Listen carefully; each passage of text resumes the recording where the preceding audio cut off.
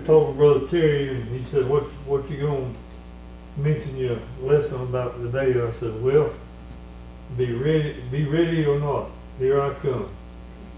You ever heard that? Be ready or not, here I come. If anybody's over 50 years old, you know that it's talking about hide and go seek, and they'd run out there and hide, and the main catcher would be counting to 100 or so forth, and we got through counting, he'd say 100, 99, 100, here I come, ready or not. Well, that's the way the devil is. Were you ready or not? Here comes Satan. Satan. You know, once we're born of the Spirit of God, and we are children of God that are born of the Spirit of God, once this happens, there's a drafting that goes on. You remember the draft years ago? When you go in, I got a draft card, and I was going to have to go in some kind of branch of service or be a soldier. Well, in this particular passage here, in Ephesians chapter 6, it's talking about the armor of God. Well, we're all soldiers now. We have been drafted. If you're born of the Spirit of God, you have been drafted into God's army. And who is the captain of the army?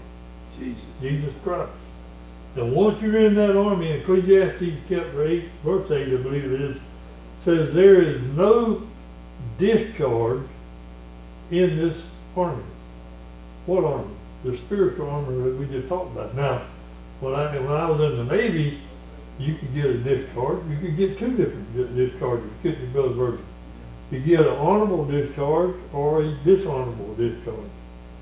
And thankful I got an honorable discharge, but in this discharge that God has, you can't get out. Once you're in that army, you're there. And so then we go to spiritual battles. Once we're in that army of God, were we ready or not, that battle is coming. And Satan is going to try his best to destroy you. Now we know Satan in John 8:44 is a liar and a murderer and a thief. And he is out to destroy you any way he can. So, do you need to know your enemy? Absolutely. In a spiritual way, you got to also know your enemy. We're not fighting a war of flesh and blood, it says over in Ephesians. We're not fighting a battle like that. It is a spiritual battle. Not flesh and blood battle, but we still, in a spiritual sense, we got to be ready and know the enemy. Why do you need to know your enemy? You ever heard of friendly fire? That's when a soldier shoots his own person in his own side, in the army or wherever he's at. He accidentally shoots his own man. That's called friendly fire.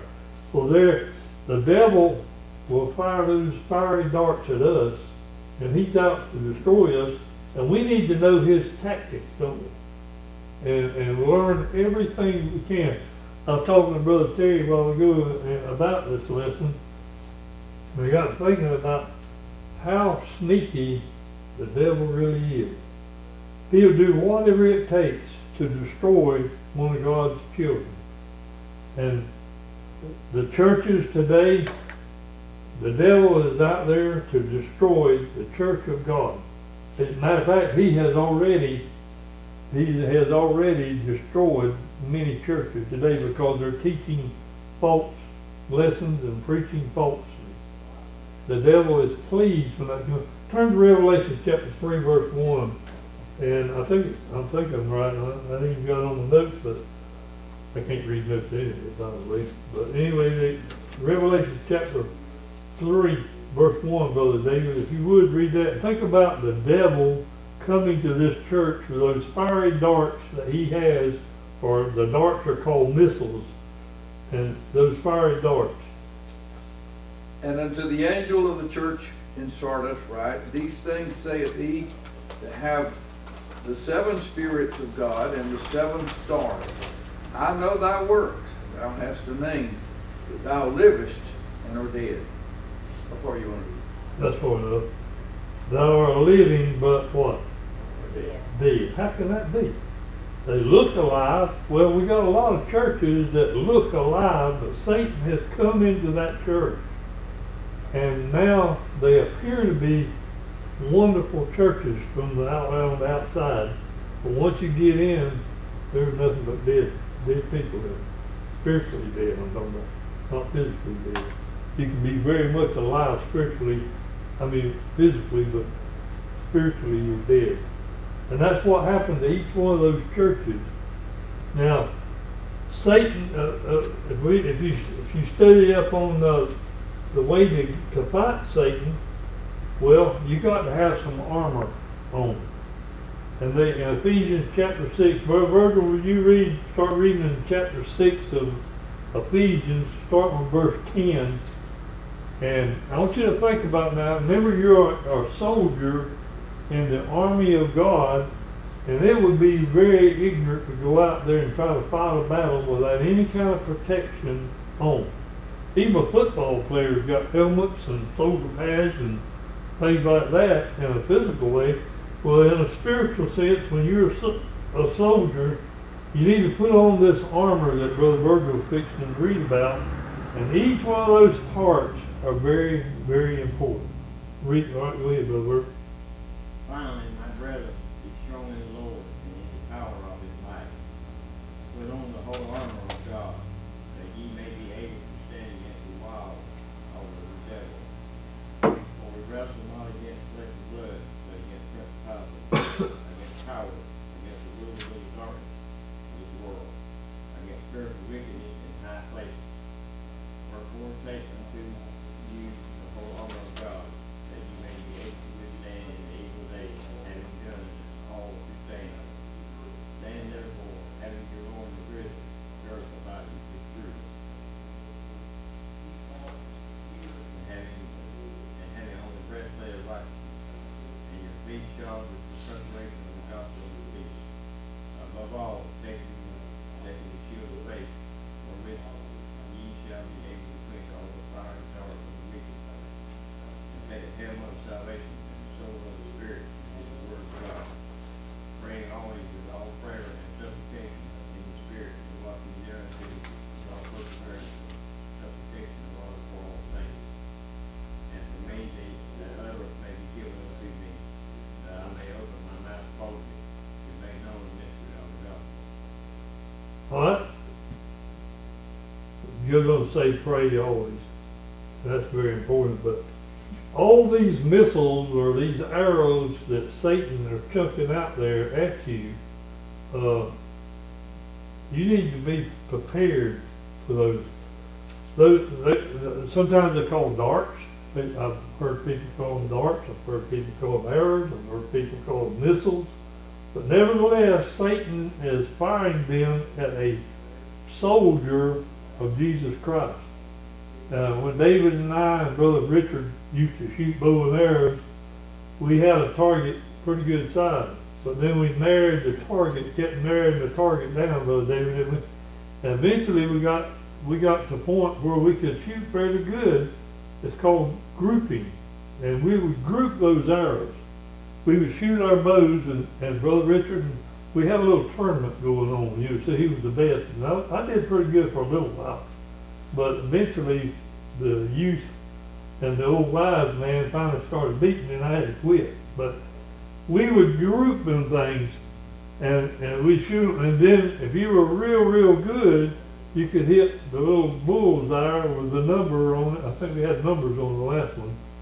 And we started going. But when you got really good shooting a bow, it's called what? Robin Hood. What do I mean by Robin Hood? Shoot the arrow in the back of an arrow. You shoot an arrow, somebody shoots an arrow in the target, and the next one comes up and shoots it, and it sticks in the arrow. It makes a long arrow. That's called Robin Hood. That's when you're real good. Well, that's what Satan is. He's real good. He don't just group his arrows that he throws at the child of God, but he Robin Hoods them. He is good at what he does. So be prepared and be ready or not, because here he comes with his bow and arrow, or those fiery darts to fire at and to destroy a child of God or a lamb of God. So we need to be careful. And each one of them parts that's on there, you think about those things. But the devil shoots those arrows of doubt on you. You remember somebody that doubted in the Bible? Thomas. He was well known for being doubting Thomas. Well, who put that doubt in his mind? The devil, Satan, and your enemy. He shot that arrow of doubt, and he said, all I want to do is touch it. And how many times are you a doubter? Quite often. The Bible teaches us about doubt in John 20:24 through 28, and that verse 27 says, be not faithless, but believing. If you're faithless, that means you're a doubter. Timothy 2:8 says, I will therefore that men pray everywhere, lifting up holy hands without wrath and doubting. So doubting can be an arrow that Satan has fired upon you. Can fear be an arrow? Who feared in the Bible? A lot of different ones feared. I'll just give you a couple examples of fear in the Bible. Whenever David went out to fight the big giant in Samuel 17, I believe it is, starting with verse 38 or whatever, when David went out there to fight, he had no fear. Why? Because they had put an armor on him, and that armor was Saul's armor, and it didn't fit. And it was bulky, evidently, and heavy. And he said, I don't need that. All I need is 5 smooth stones. That was his way he was going to fight off Satan, and that's what he got. He got those 5 small stones, and he had an armor. He said, there's a lion come out and a bear come out, and I killed both of them, and this Philistine is no more than the lion and the bear. He trusted God. David trusted God in Samuel 17, I believe it is, but he had those fiery darts to fire at him, and they wouldn't penetrate him because he had this armor of God on. And he went on and killed that big giant, cut his head off, but Satan was out to destroy all of Israel, and they had fear. Every time that big old giant, 9-foot giant, whatever it was, come out, they had fear, and they were scared. But you know that David drawed his strength from the Lord. He said, be strong in the Lord. And David was strong in the Lord, and he fought the giant. So he got doubt and he got fear. Does the devil throw those fiery darts at us with temptation? He tempts me with a lot of things. Little shiny things that grab my attention. Pretty things. They shine, when they like that, I won't have it. But sometimes I fall into the trap of Satan, and I'll get it, and they'll find out I didn't really want it. You ever had bought something you didn't want it? Well, that's the way he is. He throws those things out there, and he tempts us. You know, in Matthew chapter 4, the devil himself even tempted Christ. Turn to Matthew 4. Janice, how about we start reading Matthew chapter 4 and think about Satan is out to destroy you whether you're ready or not. You better be ready to fight off Satan and have that armor on that we talked about in Ephesians 6.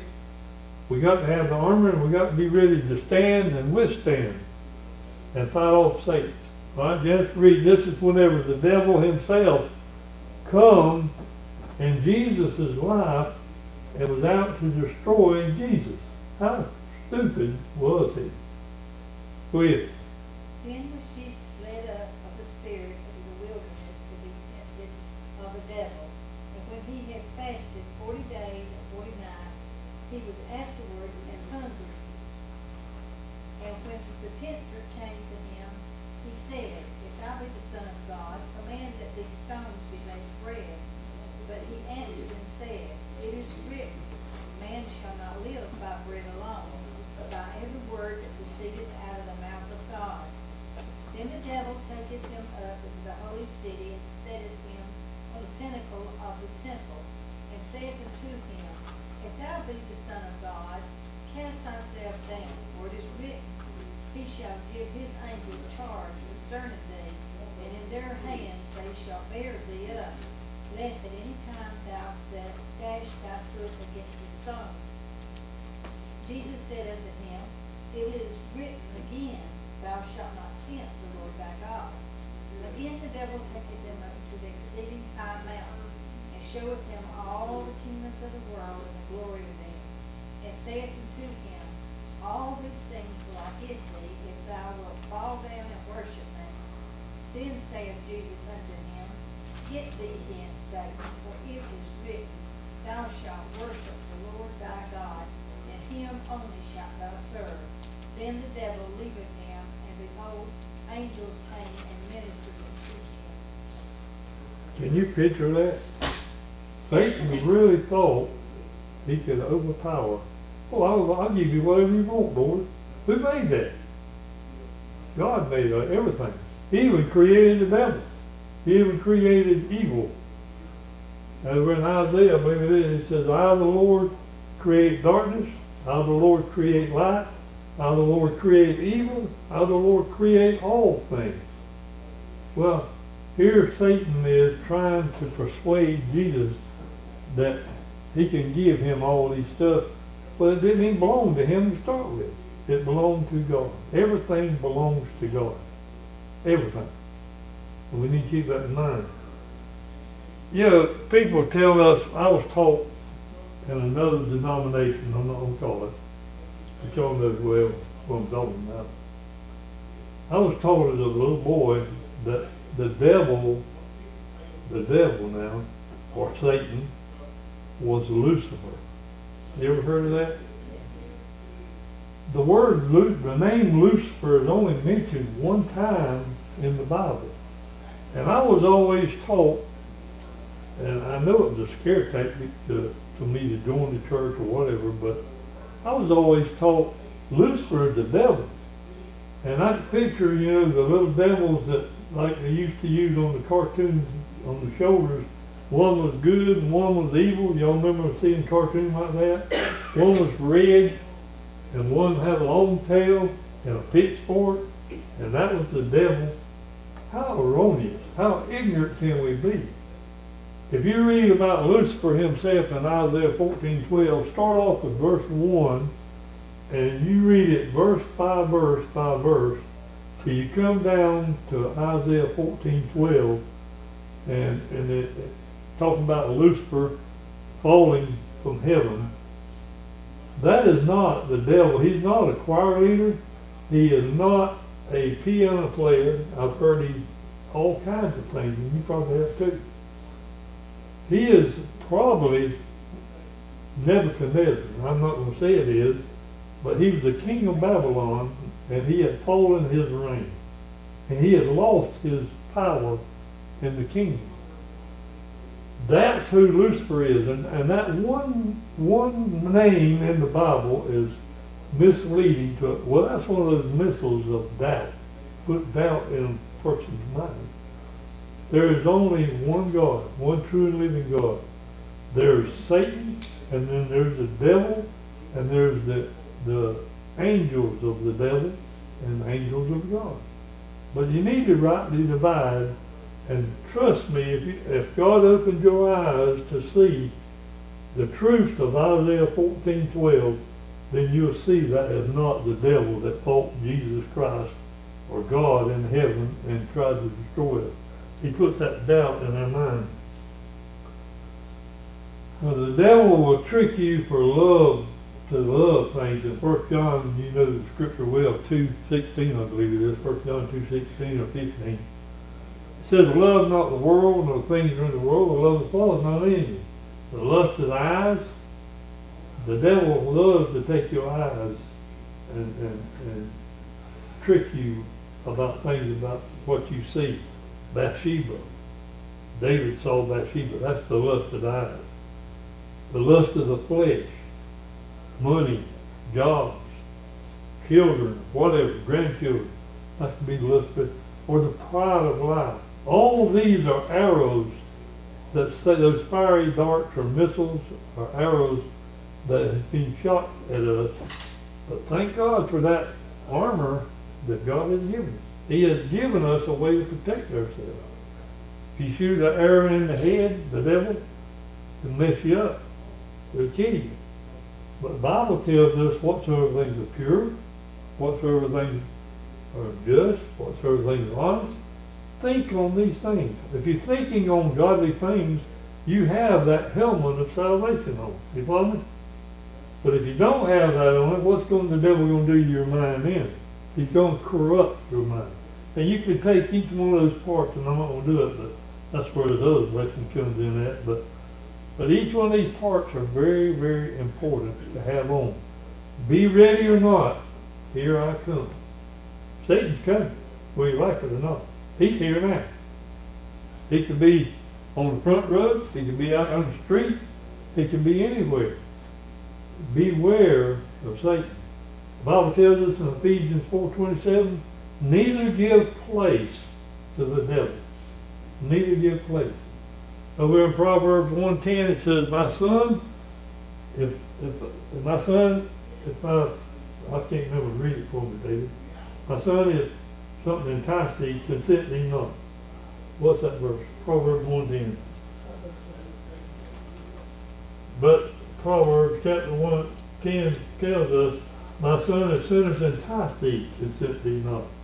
Don't go along with Satan and his devices, because he's going to put those obstacles out there to destroy you if you don't have on that whole armor of God. In Psalms 91, Psalm 91 verse 1, I think it was, or 5. Listen to this, it's talking about the arrows that fly by night. It says, thou shalt not be afraid for the terror by night, nor for the arrow that flieth by day, nor the pestilence that walketh in darkness, nor the destruction that wasteth the noonday. There's those arrows that fly. You know, Ananias and Sapphira got caught up with the devil's devices, didn't they? Over in Acts chapter 5, I believe it is, it teaches about that Peter was asking Ananias, why now, the question, why hath Satan filled thy heart to do evil?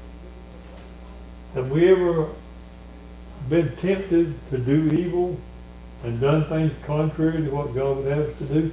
They were told to give the land, the part of the land, and they kept a lot of it back. And they got judged according to what Satan done to them. They had lied to the Holy Ghost. Why has Satan filled our heart to lie to the Holy Ghost or the Spirit of God? Because of that lust of the flesh and the lust of the eyes and the pride of life. Those are things that we need to look at and contemplate upon and know that the devil is your enemy. Listen to a couple of verses and we'll quit. He's your enemy. And Peter 5:8 says, be sober, be vigilant, because your adversary, the devil, is a roaring lion, walking about seeking whom he may devour. He's sneaky like a cat. You've seen cats sneak up on birds or whatever. They're real methodical. They're real slow and steady. And all of a sudden they pounce upon him and kill him, whatever it is. That's how Satan is. He is out to destroy you. He's your enemy. He's false. In Corinthians 11, one of my favorite verses is in Corinthians 11:14. It teaches about Satan himself is transformed into an angel of light.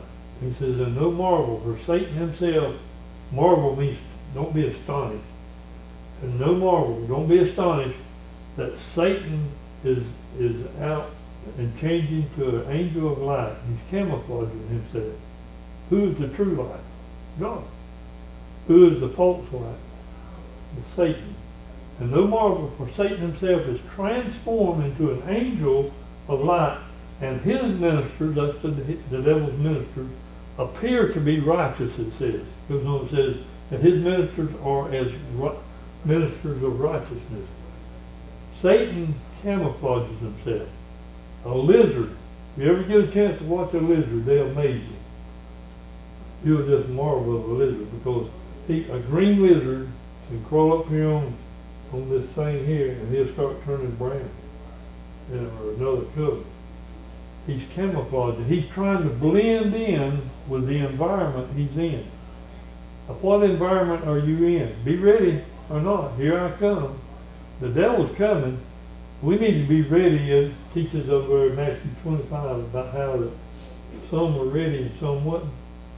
We need to be ready, because and have that armor on, and be a good soldier, and fight the good fight of faith, and lay hold on you from about. Anybody got anything? Over in 2 Corinthians 2:11, I believe, it says, "Lest Satan take advantage of us, we are not ignorant of Okay. his devices." Okay. And I got that on there, the same verse that I just had, I just went over it lower. But that's right, Brother David. Lest Satan get advantage of you. He will take advantage of you, that's just a chance. He can, I won't get into, there's a lot more than that, but maybe that's another, one of them nail figures that Brother McKinley had. But, Brother David, you dismissed?